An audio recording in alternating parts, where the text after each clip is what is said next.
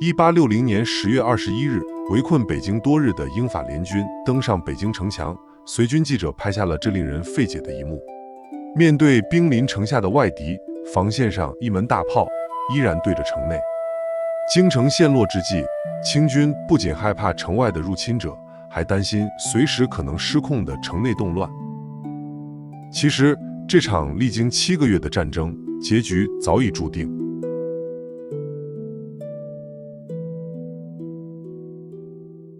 3个月前的大连，英法两国集结的远征大军，战马帐篷密布海滩，军舰翻墙几乎填满整个海湾。这是进攻北京前最后的蓄力。随着舰队起航，这台战争机器的矛头指向了第一个目标——天津北塘。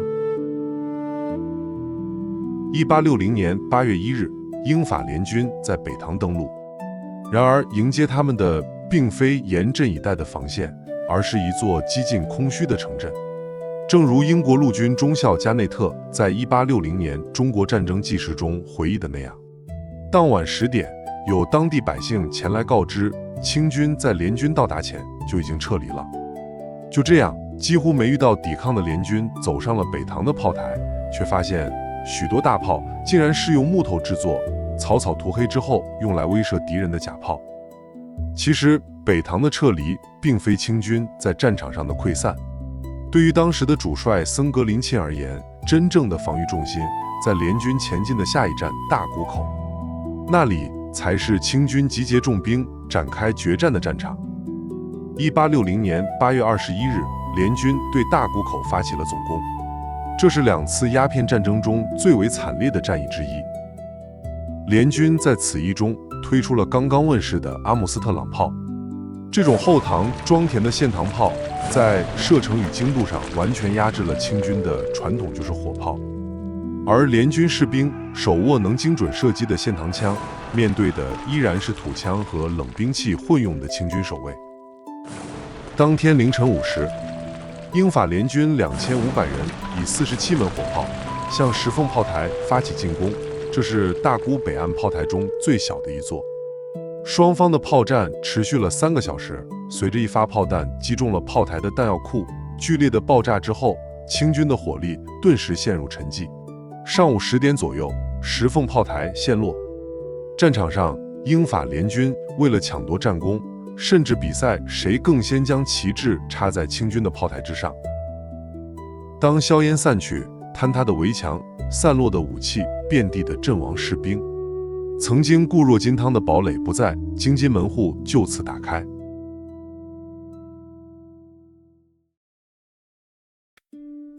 占领天津之后，联军继续向京师挺进。9月21日，北京城外的八里桥，8000联军士兵与守候在这儿的森格林沁3万满蒙精锐正面交锋。面对联军的现代化阵列，引以为傲的蒙古铁骑最终不敌康格列夫火箭。4小时激战之后，战场上留下清军1000余尸体，而联军阵亡数字仅有5人，清政府最后一道防线溃散。几小时之后，战报传回了京城。9月22日凌晨，天还没亮，圆明园内的咸丰皇帝顾不上回紫禁城，当即颁旨前往热河木兰秋险，随后带着后宫眷属仓促北逃。关于这趟行程的狼狈，清代官员薛福成在《永安笔记》中写道：队伍第一天到达燕郊行宫时，里面的看守和仆役早就逃跑一空，偌大的行宫内竟然空无一人，不仅没有御膳，连干净的井水都无人去调。随行太监只能跑到附近的村落里，四处寻觅粗粝的高粱面和麦饭，给皇帝和后宫嫔妃们垫肚子。皇帝走了，他28岁的弟弟恭亲王奕欣被迫留下来面对这个千疮百孔的局面。此时城里的秩序也在战火中崩塌，负责防守的八旗和露营残兵因无人管制，有些混在流民中洗劫民宅。百姓不仅要躲避洋人，也要防备这些穿着清军制服的士兵。同时崩溃的还有狂飙的物价，昨日的家财细软，这时已难换半斗粗粮。面对联军的搜寻，也有平民上前指引。据随军翻译官罗伯特·斯温侯在北中国战役记行中的记录，当时甚至有当地百姓协助联军抬运财物。就这样，英法联军走进了曾经守卫森严的皇家园林。1860年10月18日，这是清议员昙花阁最后留下的影像。数小时之后，它便消失于火海。这座仿昙花造型的木楼代表着祥瑞与神圣。后来在原址上重建时，仅修起了一座单层的景福阁。同样难逃厄运的，还有作为清议园南大门的文昌阁，它也是3层楼阁，结构繁复，装饰精美。多年之后，光绪重建时，却因国力衰竭，改为2层，虽规模缩减，但仍然是颐和园内最大的城关。大火之后一片萧瑟，万寿山上佛香阁和大报恩延寿寺沦为废墟，只有智慧海孤独地屹立在山头。因为它独特的无梁建筑设计，加之通体琉璃瓦覆盖，避开了木构建筑易燃的厄运。然而，殿内的佛像和外壁镶嵌的琉璃小佛却几乎被悉数带走。同样在火场中幸存的，还有花城阁的多宝琉璃塔。这座7层宝塔镶有580尊佛像，是乾隆为皇太后60大寿所铸。历经100年变迁，地位更迭，这座宝塔却依旧在原址静默伫立。这些被定格的影像，他们的记录者是当时英法联军的随军摄影师费利斯·比托。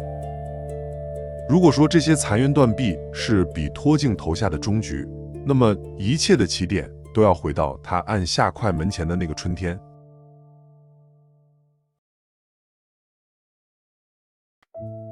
早在1860年3月，他便扛着笨重的湿板相机抵达了珠江口，在香港海边拍下了联军的首次集结。而在珠江彼岸，广州城早已易主。从3年前联军占领镇海楼起，这座城市的权力架构便被彻底重写。曾经威严的将军府，如今已成了英法联军委员会的办公驻地。这个委员会也成了当时广州实质上掌握最高权力的机构。清政府管理的广州，在空间上有着泾渭分明的界限。北部的满城是8旗住房区，戒备森严；南边则多是商埠，喧嚣与市井气终日不绝。联军攻入北城后，那些此前禁止平民和外国人进入的府院和庙宇，被迫门户大开，皇权威严随着院墙一同倒塌。在此之前，那一套由13行把持的贸易格局早已终结。如今，联军的炮舰封锁了珠江口，控制了对外往来的航线，每一批茶叶与丝绸的出口都处于他们的视野之下。这种控制并不止于水面，城内入夜后实行了宵禁，街道成了联军巡逻队划定的禁区。往日人头攒动的市井生活彻底消失在夜色里。经济的衰落和动荡的局势，让不少商贾与手艺人选择了离开，迁往一水之隔的香港。随着人才与资本的流失，昔日繁华的羊城日渐萧条，一如那个走向暮年的清王朝。1860年10月24日，圆明园的灰烬还未冷却，北京礼部大堂，英国特使额尔金勋爵、法国代表葛罗男爵和恭亲王奕欣共同签下《北京条约》。签约现场，当摄影师比托抬出他硕大的相机时，以为是某种武器的恭亲王惊恐地抬起头来，面色惨白。一个延续了200多年的王朝即将走向终点。镜头前的奕欣是惊恐还是茫然？他留给了世间这样一张难忘的面孔。